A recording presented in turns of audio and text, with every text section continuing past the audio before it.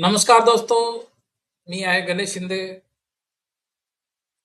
आपला coach, mentor. 15 वर्षे share मार्केटमध्ये एक्सपिरियन्स, ट्रेंड आहे. आता सध्या अमेरिका आणि इराणचे युद्ध चालू आहे. मध्य पूर्वेतील सध्याच्या युद्धाचा परिणाम क्रूड ऑइल, सोने, चांदी आणि भारतीय शेअर मार्केट. थोडक्यामध्ये एक विश्लेषण सांगेन तुम्हाला, त्याचा शेअर मार्केटवर काय परिणाम होईल.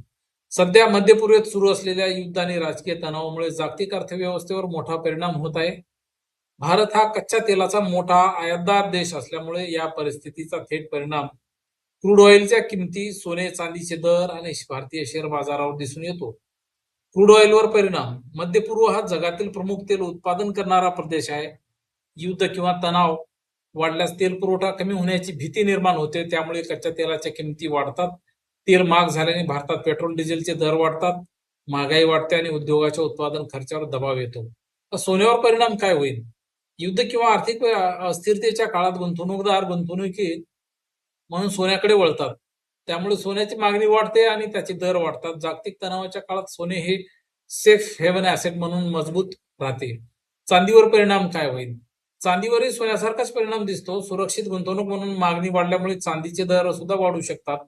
मात्र चांदीत औद्योगिक वापर जास्त असल्यामुळे तिच्या किमतीमध्ये सोन्यापेक्षा जास्त चढ उतार दिसतात. त्याला तो व्होलॅटिलिटी असे आपण म्हणतो. भारतीय शेअर मार्केटवर परिणाम काय होईल. भारताचे प्रमुख शेअर बाजार नॅशनल स्टॉक एक्सचेंज आणि बॉम्बे स्टॉक एक्सचेंज यावर जागतिक तणावाचा नकारात्मक परिणाम होतो. गुंतवणूकदारामध्ये भीती निर्माण झाल्याने शेअर विक्री वाढते आणि बाजारात घसरण किंवा व्होलॅटिलिटी दिसते. विशेषतः एअरलाईन, ट्रान्सपोर्ट, ऑइल डिपेंडेंट म्हणजेच टायरचे शेअर्स, बालकृष्ण इंडस्ट्रीज, MRF आहे इत्यादी आणि मॅन्युफॅक्चरिंग क्षेत्रावर जास्त परिणाम होतो.